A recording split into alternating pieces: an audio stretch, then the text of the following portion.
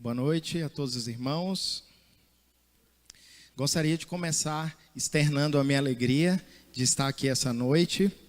Contudo, eu não posso negar que essa alegria ela está equilibrada, com o peso da ciência que eu tenho de que estou nessa noite ocupando o lugar constantemente ocupado pelo pastor Danilo. Uma pessoa que todos nós sabemos do seu preparo e da sua capacidade dada por Deus para sempre estar nos alimentando com a sua palavra. Contudo, meus irmãos, eu tenho convicção que a obra ela é de Deus. E eu confio que a palavra dele é viva e eficaz. E creio que através da ação do Espírito Santo, essa noite, ele nos alimentará com uma porção da sua palavra. Amém? Portanto, sem mais delongas, convido os irmãos a abrirem as vossas Bíblias no Evangelho de João. Iremos inicialmente ler 3 versículos. João, no capítulo 1, iremos ler inicialmente os versículos 1, 2 e 3. Gostaria ainda de destacar que o texto que será exposto essa noite conversa muito, em geral o Evangelho de João, conversa muito com o livro de Gênesis, que é o livro no qual o pastor Danilo está expondo de forma sequencial na igreja. E uma das formas de nós seguirmos um plano de leitura bíblica é exatamente mesclando o Antigo Testamento com o Novo Testamento, lendo em paralelo pedaços do Antigo Testamento com o Novo Testamento, porque assim nós vamos contemplando o início das promessas no Antigo Testamento e posteriormente o cumprimento dessas promessas do Novo Testamento, o início de toda a revelação com o final da revelação especial de Deus no Novo Testamento. E nessa dinâmica nós vamos recebendo luz sobre passagens que não têm luz por si só somente no Antigo Testamento. Então uma das formas de nós termos um plano de leitura bíblica é mesclando também. Então não vai sair muito do rumo, que estamos seguindo do estudo através do livro de Gênesis com o pastor Danilo. João 1, leremos os versículos 1, 2 e 3 inicialmente. Diz assim a palavra do Senhor: No princípio era o Verbo, e o Verbo estava com Deus, e o Verbo era Deus. Ele estava no princípio com Deus.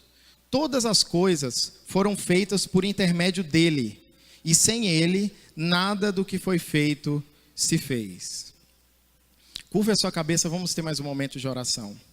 Senhor Deus e Pai, mais uma vez te damos graças por essa oportunidade que o Senhor nos concede de estarmos juntos, Senhor, reunidos como igreja, podendo te adorar e para aprender mais da tua palavra, Senhor.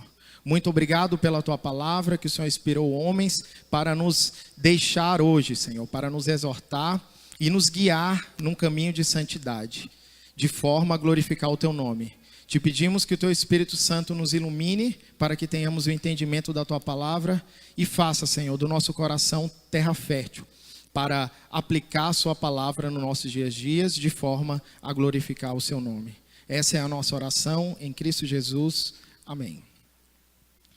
No ano de 2008, irmãos, eu passei por um período um tanto quanto conturbado na minha vida. Naquele ano eu havia prestado um concurso público, no qual eu tinha passado na primeira fase, mas eu não passei na segunda fase.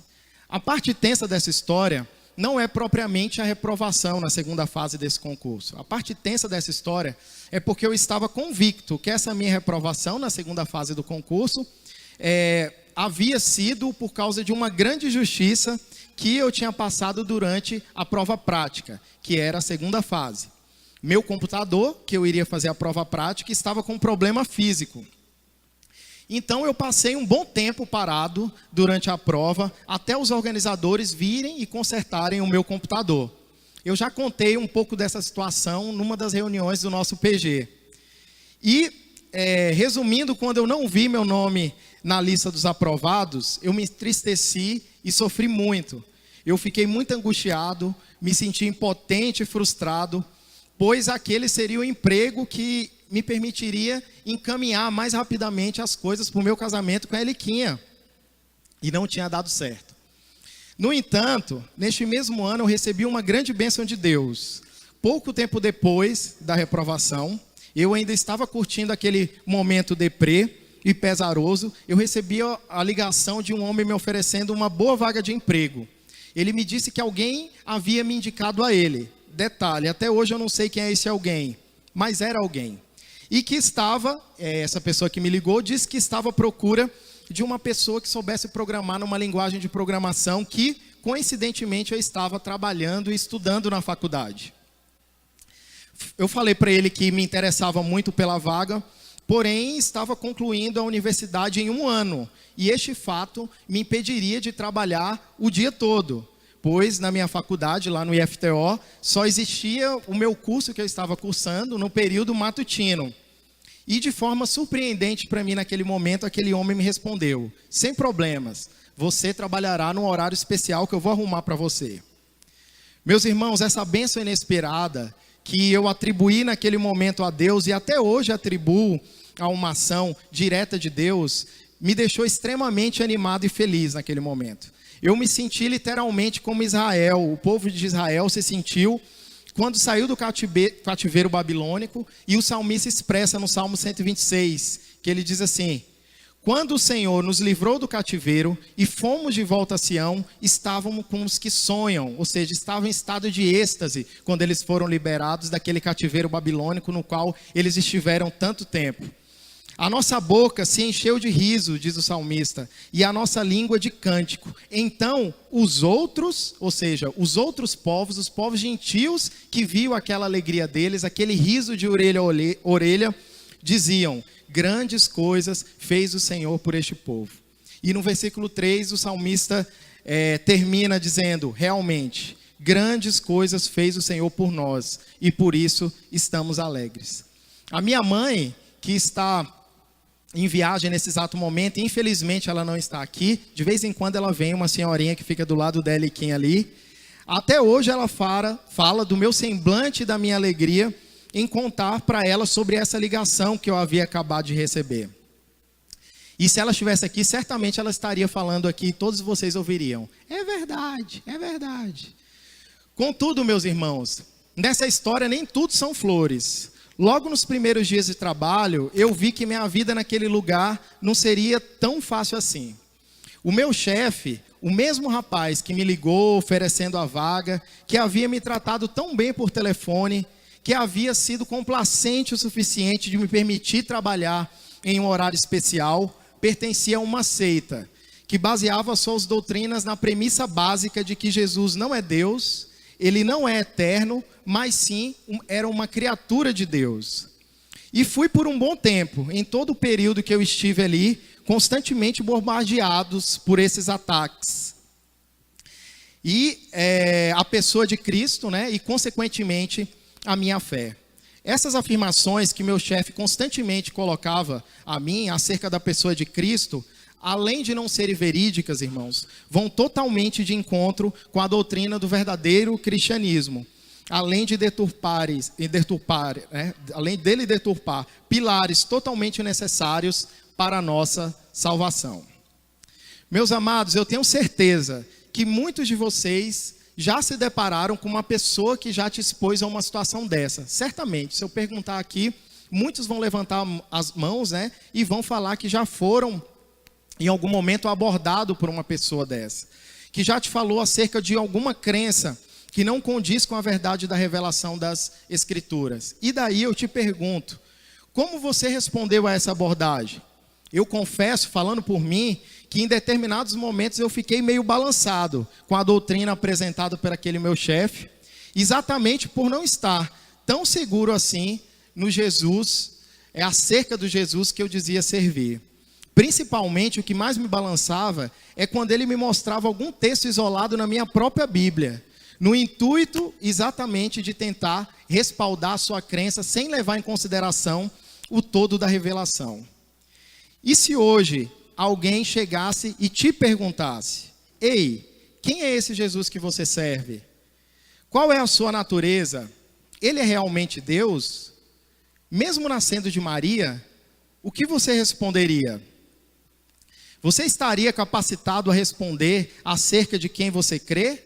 Ou será que você passaria o telefone de algum irmão, Será que eu passaria o telefone do irmão Carlos, por exemplo, para responder a ele? Ou do pastor Danilo? E o mais triste, irmãos, é que se muitas vezes perguntarmos a pessoas que servem a outras religiões ou são membros dessas tais seitas, em que você crê, o mais triste é que a grande maioria deles vão saber responder prontamente em quem eles creem. Portanto, irmãos, devemos buscar, sim, em conhecer o nosso Senhor, aquele que dizemos que amamos e adoramos todos os domingos aqui. Além disso, eu tenho total convicção que todo crente deve ser um apologeta. O que é um apologeta? É alguém que coloca em prática o que Judas nos encorajou a fazer na sua carta, no versículo 3, quando ele diz que nós devemos batalhar pela fé, que de uma vez por todas nos foi dada por Deus. Ou seja, devemos estar sempre preparados para defender a fé, que é o conjunto de verdades que respaldam a nossa fé no cristianismo bíblico. E para que possamos, irmãos, obter êxito nessa batalha, devemos ter convicção primariamente de quem Jesus Cristo é de forma verdadeira.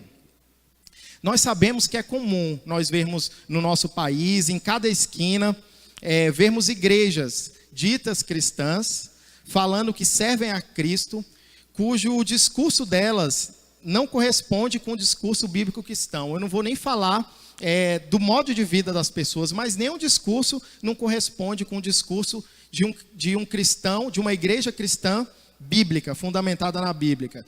E se formos analisar, muitas vezes o Cristo que essas pessoas dizem servir, que muitos hoje no nosso país dizem servir, está mais para um garçom ou um gênio do Aladim, mas nem perto está para o Cristo da Bíblia. Portanto, meus irmãos, esse sermão essa noite possui o objetivo principal de expor o verdadeiro Cristo, provar a sua eternidade e, consequentemente, divindade, para que a nossa fé esteja cada dia mais fundamentada na verdade das Escrituras. O tema desse sermão é Jesus, o Deus do princípio. Sem sombra de dúvida, nós podemos dizer que nenhuma doutrina bíblica foi tão bombardeada na história da igreja quanto a cristologia, que é a doutrina de Cristo. Na própria Bíblia nós podemos ver, na própria carta de Judas, de Pedro, várias cartas paulinas, nós podemos ver que os apóstolos e demais escritores da Bíblia, alertando as igrejas quanto às doutrinas que pervertiam o evangelho e a própria doutrina de Cristo. Fala de homens que dissimuladamente entravam dentro das igrejas a fim de deturpar o verdadeiro evangelho e deturpar a verdadeira doutrina de Cristo. Contudo, eu acho necessário nós destacarmos, pontuarmos que no século IV foi um período que foi marcado pelas maiores controvérsias cristológicas na igreja, na história da igreja. E surgiu nesse século IV, mais ou menos no ano de 314, 315, uma heresia que teve tanta força, que se não fosse a mão de Deus guiando o curso da história e perseverando o seu povo nele mesmo, o cristianismo poderia ter sido acabado. Por volta do ano de 314, como eu disse, 315, Ário, que era um carismático presbítero da igreja de Alexandria, começou a ensinar, influenciado pela filosofia grega que existia naquele período, de que Deus, por ser perfeito, imutável, não poderia se encarnar na matéria, ou seja, não poderia ter se encarnado num homem, porque afinal de contas a matéria era má. Que Jesus Cristo, ele portanto ensinava que Jesus Cristo não era divino, nem logicamente eterno, mas era uma criatura criada pelo Pai, era como se fosse um ser intermediário entre Deus e a sua criação, Deus e os homens. E a história diz que através do seu carisma, Ário, e da segurança que ele demonstrava em seus ensinos, ele conseguiu muitos seguidores dedicados. A história fala que nesse período, muitos membros da igreja dele saíam cantando nas ruas as doutrinas que Ário estava ensinando, respaldada nessa premissa. Enfim, a controvérsia ariana, que envolvia os ensinos de Ário, só foi plenamente resolvida no ano de 325, no Concílio de Nicéia. Uma reunião que envolveu todos os bispos do Império Romano, mais ou menos uns 500 bispos. Nessa reunião, Atanásio refutou os ensinos de Ario à luz da Bíblia, provando a eternidade, a imutabilidade e a divindade do nosso Senhor Jesus Cristo. No concílio de Nicéia, o arianismo foi considerado uma heresia. E é exatamente esse falso ensino que meu chefe, lá do início da história do sermão, me assediou, vou usar essa palavra, durante o ano em que estive trabalhando naquele lugar. A heresia ariana, irmãos, continua até hoje em muitas seitas ditas cristãs, seitas judaizantes e até mesmo em muitas igrejas que nós consideramos evangélicas. E no que tange o verdadeiro ensino sobre o ser eterno e divino de Cristo, o texto que nós lemos no Evangelho de João, que é o João 1, os versículos 1, 2 e 3, é muito esclarecedor e suficientemente claro para refutarmos qualquer heresia a respeito da pessoa de Cristo. Assim, antes de eu entrar mais especificamente na exposição do texto lido, eu gostaria de destacar 3 observações a respeito do Evangelho de João. Na verdade, é um conselho e 2 observações. Primeiro, o conselho, porque ele é de cunho pessoal. É mais porque já há algum tempo eu venho estudando o Evangelho de João. Irmãos, e eu posso garantir, é um dos grandes tesouros da Bíblia. Uma vez, Lutero disse, pode ser considerado meio uma hipérbole dele, né? Mas ele disse: se um tirano fosse bem sucedido em destruir as escrituras sagradas e nos restasse apenas a cópia de Romanos e João, o cristianismo mesmo assim estaria salvo, né? Ele utilizou uma hipérbole, ainda que um tirano fosse bem sucedido em destruir as escrituras sagradas e sobrasse para a gente só o Evangelho de João e o livro de Romanos, o cristianismo estaria salvo. Assim, eu gostaria de incentivar os irmãos presentes aqui essa noite a ler esta semana o Evangelho de João. Aqueles que têm mais o costume de ler, em uma sentada de mais ou menos 3 horas, ou menos, né, dependendo aí da forma dinâmica como é a sua leitura, você será capaz de ler o Evangelho do João. Agora, se você quiser dividir, leia 3 capítulos por dia, que após 7 dias você já terá lido todo o Evangelho, porque são 21 capítulos. E certamente você será muito abençoado por Deus através do conhecimento dessa revelação. A segunda observação que eu gostaria de deixar a respeito do Evangelho de João é que ele é bem diferente quanto à ênfase que João dá à pessoa de Cristo, quando nós vamos considerar com os outros 3 evangelhos. O Evangelho de João, também conhecido como o 4º evangelho, né? Os outros 3 evangélicos são conhecidos, Mateus, Marcos e Lucas, são conhecidos como evangelhos sinóticos, porque eles têm mais ou menos a mesma forma, a mesma estrutura. E o Evangelho de João foi o último evangelho a ser escrito. Então há quem diga que João, ao escrever esse evangelho, tinha os outros evangelhos em mãos e ele escreveu intencionalmente no intuito de proporcionar essa diferença, no intuito de proporcionar uma complementação do que poderia, entre aspas, ter faltado nos demais evangelhos. Então, com relação à ênfase que João dá à vida e a obra de Jesus Cristo, é diferente. Nós temos, já no capítulo 1, o texto que nós lemos, que vai do versículo 1, nós lemos até o 3, mas do versículo 1 até o versículo 18 é conhecido como o prólogo de João, né? A introdução do Evangelho de João, e já é o resumo de todo o livro de João. Nenhum dos evangelhos dá mais esse enfoque com relação à pessoa de Jesus, provando a sua divindade, a sua eternidade, como o Evangelho de João. Ainda mais, muitos milagres descartados de forma, colocado por João de forma singular. E também, né, no que tange ao discurso pascual que Jesus deu na última ceia, né, está registrado lá do capítulo 13 ao capítulo 17, é também um enfoque especial que João dá nesse discurso de forma completa até a oração sacerdotal.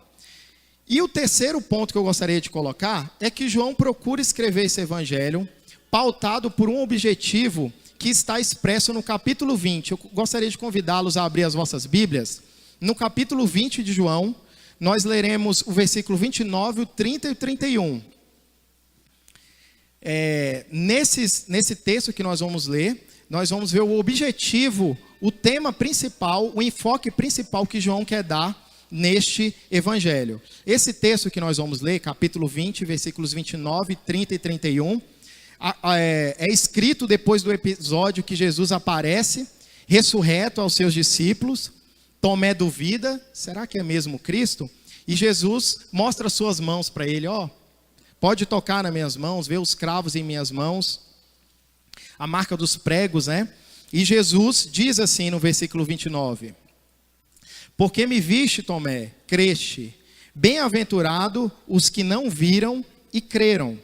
Muitos dos leitores do Evangelho de João estão nessa segunda categoria, que não viram o Cristo ressurreto, mas mesmo sem ver, creram, inclusive nós, graças a Deus. Versículo 30, Jesus, pois, operou também em presença dos seus discípulos muitos outros sinais que não estão escritos neste livro. Então, muitos outros sinais Jesus realizou. Por que não está no livro? Versículo 31, estes, porém, foram escritos para que creiais que Jesus é o Cristo, o Filho de Deus, para que crendo tenhas vida em seu nome. Então nós vemos que os sinais que João teve o cuidado de registrar no Evangelho de João são suficientes para que nós possamos crer que Jesus é o Cristo, o Filho de Deus. Tudo que está aqui é suficiente, é mais que suficiente. E para que nós possamos crer que Jesus é o Cristo, o Filho de Deus vivo, é que João, essa é a linha melódica, né, que o pastor gosta de dizer, do livro do Evangelho de João. E ele coloca, para que creiais que Jesus é o Cristo. Já que eu falei mais uma vez o pastor Danilo, vou falar dele mais uma vez. Embora ele já tenha falado aqui na igreja a respeito do que é Cristo, né, é importante eu lembrar-vos mais uma vez que Cristo não é o sobrenome de Jesus, né? Não é Jesus Cristo, filho de Maria Cristo, João Cristo, não. Cristo é o termo grego, o mesmo termo grego de Messias do hebraico. Então as duas palavras são meio que sinônimas, né? Só que um é o grego, Cristo, e Messias, o hebraico. Que esse termo pode ser traduzido para o português, mais ou menos assim, nós vamos falar mais uma vez sobre tradução, como o ungido. Não ajudou muito. Cristo, Messias ou ungido no português. O fato, irmãos, é que o ungido está relacionado na Bíblia a uma autoridade real, a um rei. Porque em Israel, o homem que se tornava rei, o que acontecia com ele? Um óleo era derramado sobre a cabeça dele. E este que tinha um óleo derramado sobre sua cabeça era o ungido. Por isso, quando Davi teve a oportunidade de matar Saul, lá na caverna de Adulão, o que ele falou? Que não iria erguer sua mão contra o ungido do Senhor. Por que Davi disse isso? Porque Saul era rei. Nós sabemos que o povo de Israel sempre esperou, e na verdade espera até hoje, pela promessa de que um rei da descendência de Davi viria e reinaria para todos sempre sobre o seu povo. Assim João pretende no seu evangelho mostrar que esse ungido, esse rei que veio para reinar eternamente sobre o seu povo, da descendência de Davi, esse ungido, esse Cristo, esse Messias, é o próprio Jesus. Esse Jesus é o rei e é o Cristo. Contudo, Jesus não é um rei comum, como foi Saul e Davi, pois ele é divino. E aqui nós começamos na exposição do texto. Pode voltar aí lá para João capítulo 1, né? Que mais uma vez eu digo que esse texto está no prólogo de João, é como se fosse a introdução do evangelho de João.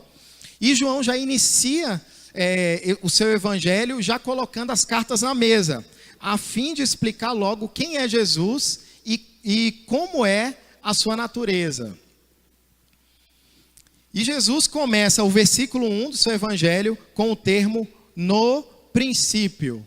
No princípio era o verbo, e o verbo estava com Deus, e o verbo era Deus. Muitas das pessoas que teriam acesso ao evangelho de João naquele período eram judeus, mesmo judeus convertidos, recém-convertidos ao cristianismo ou não. Contudo, irmãos, eram pessoas que conheciam a Torá. O que é a Torá? É o livro sagrado dos judeus, é o mesmo nosso Antigo Testamento. E neste momento, eu gostaria de propor uma dinâmica aos irmãos. A Eliquinha falou, não proponha isso, mas eu vou propor, Amora, eu vou propor, né? Eu desafio os irmãos a lembrarem de algum outro texto da Bíblia que se inicia com esse mesmo termo, no princípio. É dessa forma que João inicia o Evangelho de João. No princípio era o verbo, e o verbo estava com Deus, e o verbo era Deus. Qual outra passagem diferente da de João 1 começa com o termo no princípio? Eu vou falar no princípio e os irmãos completam. No princípio. Olha que lindo, irmãos. Funciona. Ainda hoje funciona. E é exatamente essa conexão que João queria fazer de forma muito inteligente com seus leitores. É exatamente essa ponte entre o Gênesis, que vocês acabaram de lembrar, o início da criação, que João queria propor aos leitores do seu evangelho. E é importante destacar que vocês foram remetidos a Gênesis 1, versículo 1. Contudo, os judeus que liam o Evangelho de João naquele período, eles não eram remetidos a Gênesis 1, versículo 1, mas eles seriam remetidos a todo o livro de Gênesis, porque o livro de Gênesis em hebraico, na Torá, é Bereshit, que significa no princípio. O livro de Gênesis, que nós chamamos de Gênesis, em hebraico é no princípio. Então, João usa esse artifício para mostrar aos seus leitores que o Jesus ao qual ele estava falando no seu evangelho é o mesmo Deus do princípio de Gênesis. E, portanto, aqui eu coloco o meu primeiro ponto desse sermão, sobre a natureza de Jesus. Jesus, ele é preexistente e eterno. Ele é o mesmo Deus do princípio. No princípio, antes da criação do mundo, Jesus Cristo, esse mesmo Jesus que nós servimos, já existia. E assim está escrito em João 1:1, mais uma vez. No princípio era o verbo, e o verbo estava com Deus. Podemos ver que João tem o cuidado, de forma muito inteligente, de colocar o verbo era, né, que está em um pretérito imperfeito, ou seja, exatamente para caracterizar a eternidade do verbo, que desde o princípio ele era, e nós sabemos que ele é e que há de vir. No princípio era o verbo, então no princípio ele já existia, e o verbo estava com Deus, e o verbo era Deus. Jesus Cristo, ele é o princípio, ele é o alfa e ele é o ômega, ele é o princípio e ele é o fim. Só para concluir, corroborar esse entendimento, eu gostaria que os irmãos abrissem as vossas Bíblias no mesmo Evangelho de João, no capítulo 17, versículo 5. Olha o que diz aí. Vamos ver o que o próprio Cristo diz em sua oração sacerdotal antes de ser preso. Tássio, não está muito alto aí não, né? Que eu sou meio professor de cursinho, irmãos. Se tiver alto aí, abaixa, viu? Diz assim, João 17, versículo 5. Jesus mesmo diz, em sua oração sacerdotal, horas antes de ser preso: e agora, glorifica-me, ó Pai. Jesus orando a pessoa do Pai. E agora, glorifica-me, ó Pai, contigo mesmo, com a glória que eu tive junto de ti antes que houvesse mundo. O próprio Jesus Cristo coloca isso na sua palavra, na palavra que ele inspirou João a escrever. Portanto, irmãos, Jesus não foi criado, ele não é uma criatura de Deus, ele não foi criado na criação do mundo. Diferentemente, como insistia meu chefe, né, da história do início do sermão. Jesus Cristo já existia antes que houvesse mundo, como ele falou, então ele é preexistente e eterno. Mais uma vez, podem voltar lá para João 1, mais uma vez no versículo 1. No princípio era o verbo, e o verbo estava com Deus, e o verbo era Deus. Quem eventualmente está aqui hoje à noite com uma Bíblia NVI, né, da Nova Versão Internacional, poderá ver que em sua Bíblia, no lugar de, não aparece verbo, no lugar de verbo, a expressão pode estar aquele que é a palavra, né? Então, no princípio, era aquele que é a palavra, e ele estava com Deus e ele era Deus. O fato é que a palavra grega que foi traduzido por essas expressões é logos. E tradução, nós sabemos que é sempre uma coisa complicada. Sempre temos problemas quando vamos falar de traduções. Não é mesmo, Daniel? Às vezes, algumas palavras ou expressões são próprias de uma região ou de uma cultura. E quando há uma tradução, logicamente, há perda de significado. É o caso, no português, né, do problema que nós temos em traduzir saudade para outros idiomas, né? Saudade é uma palavra própria do português. E é feito um contorcionismozinho para tentar traduzir o sentimento de saudade que sinto por você em outros idiomas. Por exemplo, em espanhol, para traduzir esse sentimento de saudade, que estou com saudade de você, é te echo de menos. Te echo de menos. Echo é meio eco, né? E menos mesmo. Te eco de menos. Mas é assim que diz que estou com saudade de você em espanhol. Porque essa é a dificuldade mesmo de traduzir de forma literal. E até no inglês, né? Esse sentimento de estou com saudade de você em inglês, podemos traduzir por I missed you. E missed, nós sabemos que é um verbo do passado de miss, que é perder, né? E eu perdi você, é meio estranho, mas é como é traduzido, porque ela é uma palavra própria do português. E há inclusive alguns intérpretes bíblicos que defendem que a palavra utilizada em grego, logos, nessa passagem, não deveria ter sido traduzida.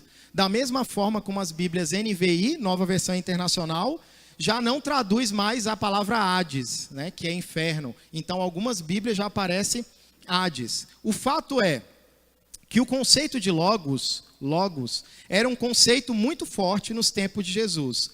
Tanto para os gregos, que daí ramificava esse conceito em muitos conceitos sobre logos, né, desde o tempo de Heráclito, 500 anos antes de Cristo, quanto para os judeus. Era um conceito muito forte de logos.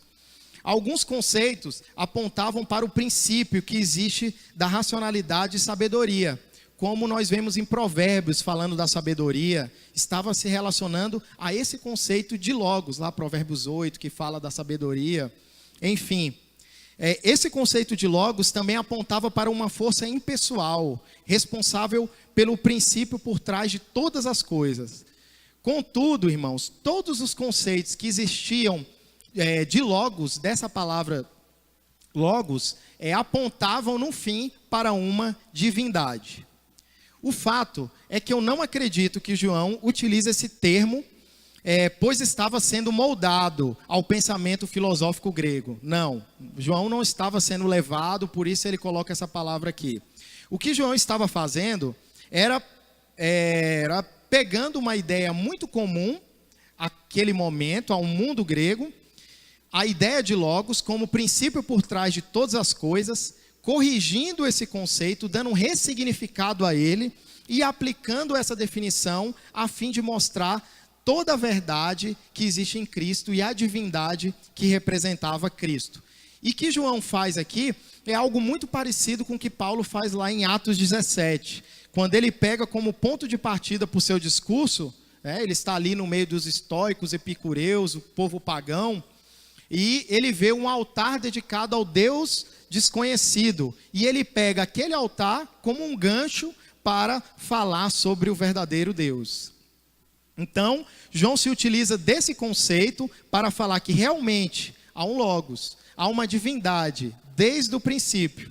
Contudo, essa divindade não é da forma como vocês acham, não. Não é uma força impessoal. Ele diz, no princípio era o verbo, ou seja, o logos, e o logos estava com Deus. E o verbo, ou seja, logos, era Deus. Ele estava falando que o logos, que apontava para Cristo, ele estava com Deus no princípio. Ele interagia com Deus, no caso aqui, o Pai. Havia uma relação eterna entre a Trindade, entre Cristo e o Pai. E mais, João coloca que esse Logos era o próprio Deus. No princípio era o Verbo, ele já existia. O Verbo estava com Deus, ou seja, a relação que existia entre o Filho e o Pai, eternamente na Trindade, essa relação que existia entre eles, linda, linda, linda e completa, né? E o Verbo era Deus. Voltando a Gênesis 1:1, que fala lá, no princípio criou Deus. Em hebraico, essa passagem é Bereshit bara Elohim, né? E um fato muito interessante é que essa palavra Elohim, que é Deus, no hebraico, refere-se a Deus, claro, porque é Deus, né? No princípio criou Deus, Bereshit bara Elohim, e é uma palavra no plural. Elohim é uma palavra que se refere a Deus, mas ela é uma palavra que indica uma pluralidade. E às vezes eu gosto de me transportar para os tempos bíblicos antigos, e eu imagino como um erudito judeu, lendo a Bíblia, se depara com um termo referente a Deus, lendo a própria escritura dele lá, a Torá, o Antigo Testamento, e vê uma palavra se referindo a Deus no plural. Eu tenho certeza que naquele período a grande maioria dos rabinos ali não entendia o porquê daquela palavra Elohim ser uma palavra que traz o significado de uma pluralidade de seres. Alguns poderiam questionar, outros nem questionavam, pois afinal de contas, se a revelação havia dado daquele jeito, foi deixada assim, que fique assim. O fato é que João, 1500 anos depois que a Bíblia foi escrita, que esse no princípio criou Deus foi escrito, João vem trazer a luz do porquê a palavra Elohim ter essa natureza, trazer consigo essa natureza da pluralidade de Deus. E agora faz sentido, a divindade é plural, o Deus eterno é plural. No princípio já existia tanto o Pai, quanto o Filho, quanto o Espírito Santo. E João quer transmitir aos seus leitores que Jesus é Deus. Jesus é aquele mesmo Elohim do princípio, o mesmo Deus do princípio, Jesus é Deus. E aqui eu coloco o meu segundo ponto. O primeiro, Jesus é pré-existente e eterno. E o segundo ponto é, Jesus é Deus. Da mesma forma que o Pai é Deus, Jesus é Deus. E o versículo 2 reforça mais ainda a divindade de Jesus, de João 1. O versículo 2 reforça mais ainda a divindade de Jesus. O fato que o Logos não é uma força impessoal, pois ele se relaciona dentro da divindade. E o fato do ser de Deus referir-se a pessoas plurais e distintas, formando uma única divindade. Assim diz o versículo 2. Ele estava no princípio com Deus. Podemos ver essa relação eterna que existia entre as pessoas da Trindade. No princípio, ele estava com Deus. Jesus estava com Deus no princípio de todas as coisas. Ele se relacionava com o Pai e ele era Deus, da mesma forma que ele continua ainda hoje sendo a Deus. Contudo, nós podemos ver em várias passagens bíblicas as relações que existem entre as pessoas da Trindade, né? É porque essa semana eu estava aí no embate apologético, inclusive foi isso que me incentivou a trazer essa palavra hoje, né? Um amigo meu que, devido a algumas questões que ele passou dentro da igreja, se entristeceu, se frustrou com algumas coisas, né? E ele acabou se enveredando para um lado aí dos judeus messiânicos. E existem várias vertentes desses grupos, né, judeus messiânicos. No entanto, ele pertence a uma das vertentes que defendem que não existem mais de uma pessoa na Trindade. Ele defende que o Pai, o Filho e o Espírito Santo é a mesma pessoa que só se manifesta em determinados momentos de forma diferente. Em determinado momento, o Pai, que é a mesma pessoa do Filho, dizendo ele, a mesma pessoa do Espírito Santo, se manifesta como Filho. Em determinados momentos, ele se manifesta como Pai. Contudo, a gente pode ver em várias passagens bíblicas que existem sim as pessoas da Trindade. Quando Jesus ora lá na cruz, Pai, perdoa-os, pois não sabem o que fazem. Será que Jesus estava fazendo uma ceninha, orando para o Pai? Quando ele diz, Pai, se possível for, afasta de mim esse cálice. Se fosse só uma pessoa, por que ele ora para o Pai? Ele devia orar para si mesmo. Outra passagem, quando Jesus fala que nem o Filho, nem os anjos sabia do momento da vinda, que ele voltaria ao mundo, mas somente o Pai.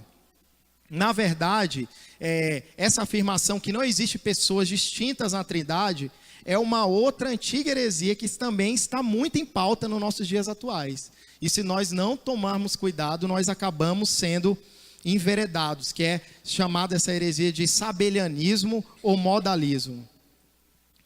Assim, nós cremos, irmãos, que existem apenas um Deus. Nós não cremos que existam três deuses. Nós não somos politeístas, não. Nós cremos que existe apenas um Deus e cremos que um único Deus se manifesta em sua revelação na forma de três pessoas distintas, que possuem a mesma substância, poder e eternidade. É dessa forma que está escrito na nossa confissão de fé de Westminster. Depois os irmãos leiam no capítulo 2, no parágrafo 3º. Um só Deus, que se revela em três pessoas distintas e que possuem a mesma substância, poder e eternidade. Portanto, podemos ver que, a partir de João, que Jesus era Deus, o que mostra a divindade de Jesus Cristo, que ele já estava com Deus no princípio de todas as coisas, o que mostra sua pré-existência. Portanto, Jesus não é inferior de maneira nenhuma ao Pai, como insistia tentando me convencer o meu chefe da história lá do início do sermão. E voltando a Gênesis, temos a revelação também de um Deus criador, não é assim? No princípio criou Deus os céus e a terra. E no intuito exatamente de responder essa questão, quem criou todas as coisas? Para os seus leitores, João transporta de Gênesis para o seu evangelho, de João, a imagem de Cristo como um Deus pré-existente e que também cria todas as coisas. Vemos a imagem no Evangelho de João de Jesus Cristo como um Deus que cria. E é isso que está escrito no versículo 3 aí do capítulo 1 do Evangelho de João. Diz assim: todas as coisas foram feitas por intermédio dele, e sem ele nada do que foi feito se fez. João apresenta, irmãos, Jesus como criador de todas as coisas. E aqui eu coloco o meu terceiro ponto desse sermão. Jesus é pré-existente e eterno, Jesus é Deus e Jesus é o criador de todas as coisas. João diz aos seus leitores: vocês dizem que Deus criou todas as coisas, certo? Certo. Eu digo a vocês, Jesus já existia antes da criação do mundo, ele era Deus e todas as coisas foram feitas por intermédio dele. E sem ele, nada do que foi feito se fez.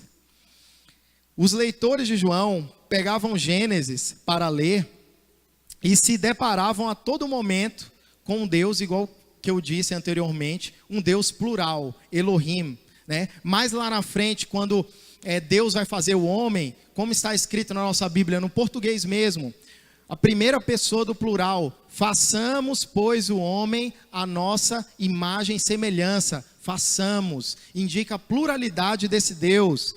Lá em Gênesis 11, quando Deus vai destruir a torre de Babel, o que está escrito? Qual o verbo empregado lá? Desçamos e confundamos a língua. E João faz seus leitores se atentarem para tudo isso. Certamente, muitos deles pensavam: agora sim faz sentido. E Paulo corrobora esse entendimento acerca que João traz a respeito de Jesus Cristo como criador de todas as coisas, lá na sua carta aos Colossenses, no capítulo 1, 16 e 17. Não precisam abrir, diz assim, depois se vocês quiserem vocês podem ler. Pois nele foram criadas todas as coisas, em Cristo, nos céus e sobre a terra, as visíveis e as invisíveis, seja tronos, sejam soberanias, quer principados, quer potestades, tudo foi criado por meio dele e para ele. Ele é antes de todas as coisas, nele tudo subsiste. Quando nós paramos para pensar na ideia orquestrada, né, pelo então deputado federal, José Wilson Siqueira Campos, para construir essa nossa cidade, no meio do cerrado, ficamos impressionados. Com certeza, muitos de nós já viram um vídeo, né, que mostra ele sobrevoando esse cerrado aqui e falando, aqui a nossa capital vai ser construída, cravando que aqui seria construída a capital do Tocantins. E através da sua ideia e do seu planejamento, muitos vieram para cá. Aqui era um cerradão e através só da ideia dele, muitos vieram para cá construir essa cidade. Mais uma vez, é a última vez que eu vou citar. Inclusive o pai da Eliquinha, que veio para cá em 1991 ajudar a construir a cidade aqui. E quando nós vemos hoje a nossa linda cidade, um lugar que antes só havia cerrado, né, bruto, realmente nós ficamos impressionados no que se refere à capacidade criativa do homem em fazer todas as coisas, né? E voltando ao texto, João nos diz que Cristo não planejou, como foi o governador, construir a cidade, que planejou, não. Jesus Cristo foi o Criador, Ele foi o planejador e o Criador de todo o universo e tudo que nele existe sozinho. Jesus Cristo foi o Criador, nenhum trabalhador ajudou Ele nesse processo. Não, nenhum arquiteto, nenhum engenheiro florestal, ninguém. Ele é o Criador de todas as coisas. Sem Ele, nada do que foi feito se fez. Ele pensou em cada detalhe. Ele criou o céu, o mar, as estrelas, as nuvens, fez os animais. Ele planejou e criou o peixe pintado, Jéssica, sem espinhos. Ele que planejou e criou. Ele criou a gravidade. Newton apenas descobriu ali e sistematizou, mas ele criou. Ele criou as rochas, as pedras, e o homem foi lá com sua capacidade criativa e utilizou as pedras para fazer, por exemplo, a calçada portuguesa, que nós temos na nossa Praça de Girassóis. Falando nisso, ele criou as plantas, as flores, ele criou o girassol, que dá o mesmo nome da nossa praça. Ele sistematizou, ele planejou, sistematizou e criou.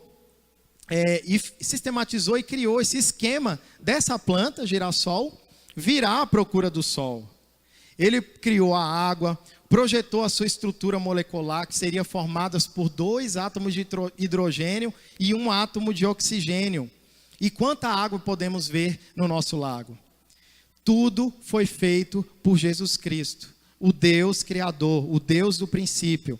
Cada detalhe na criação teve o dedo dele e cada detalhe foi planejado por ele. Portanto, Jesus é o Deus preexistente, eterno e criador de todas as coisas.